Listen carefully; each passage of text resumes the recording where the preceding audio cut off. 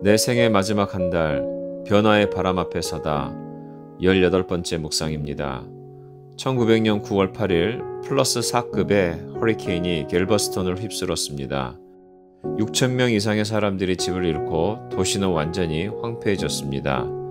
이 허리케인 이후 갈빌스톤은 또 언제 불어닥칠지 모르는 허리케인을 대비하여 7m 이상의 방조제를 4.5km 이상으로 쌓고 모래와 땅의 흙을 섞는 공법을 써서 마을 전체를 일정 높이로 올려버렸습니다. 그렇게 대비한 후 종종 허리케인이 갤버스톤을 찾아왔지만 피해는 많이 줄어들게 되었습니다. 허리케인 이후 갈베스톤은 폭풍을 견딜 수 있는 더 튼튼한 도시가 된 것입니다. 우리의 인생도 마찬가지입니다. 허리케인이 우리의 삶을 휩쓸고 지나가면 우리는 둘 중 하나를 선택하게 됩니다. 쓰러지든지 아니면 더 강해집니다.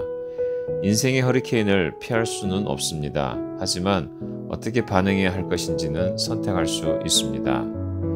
로마의 죄수로 압송되어 가던 바울과 그 일행도 허리케인을 만났는데 그때 상황을 사도행전 27장 20절에 이렇게 기록합니다. 여러 날 동안 해도 별도 보이지 않고 거센 바람만 심하게 불었으므로 우리는 살아남으리라는 희망을 점점 잃었다. 사람의 본성은 코앞의 문제와 점점 더 커가는 손해에만 몰두하는 경향이 많습니다. 먼 훗날을 바라보며 길게 보면 이익이 될 것을 보지 못하고 어려움 앞에서 의기소침해지고 고통과 불편한 상황을 빨리 피하고 싶어 하는 것이 인간의 본성입니다. 왜 이런 상황을 허락하셨는지 하나님을 원망하고 이 문제를 빨리 해결해 주시지 않는다고 비참해합니다. 희망은 점점 잃어갑니다. 하지만 하나님이 우리 인생에 폭풍의 바람을 허락하시는 것은 우리를 절망하게 하시기 위함이 아니라 변화시키기 위해서입니다. 이 변화의 바람엔 반드시 고통이 수반됩니다. 우리의 모난 성품을 다듬는 데는 고통과 고난만큼 좋은 도구는 없습니다.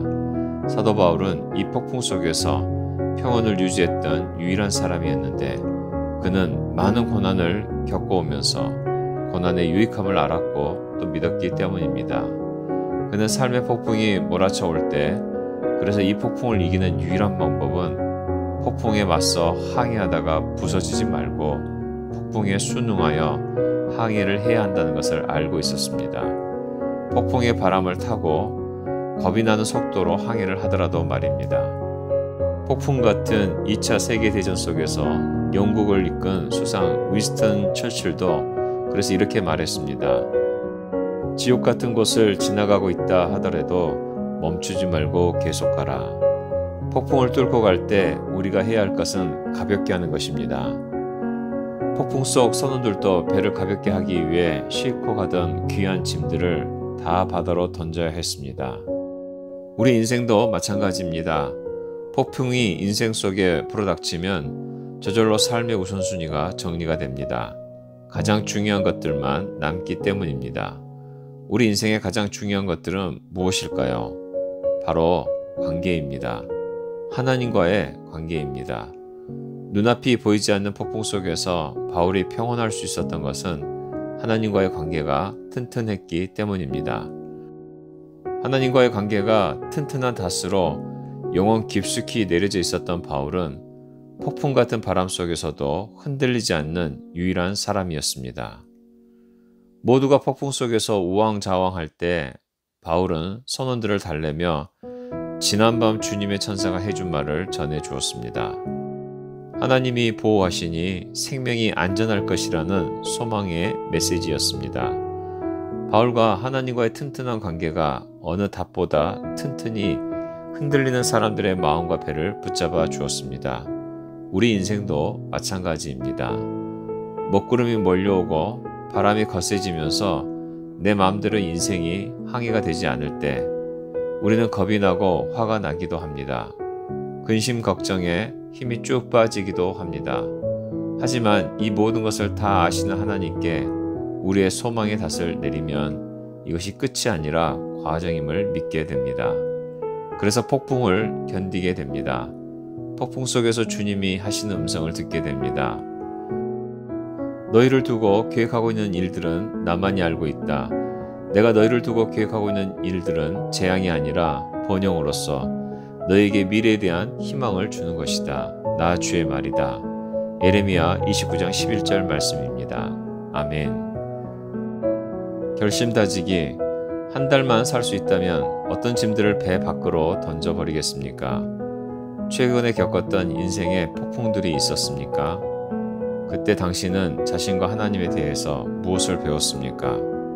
폭풍을 통해서 더 강해지셨습니까? 아니면 도망갔습니까? 이제 또 폭풍이 온다면 당신의 태도는 어떠할 것 같습니까? 조용히 기도하며 영혼의 닷을 하나님께 내리는 시간을 가져보시기 바랍니다.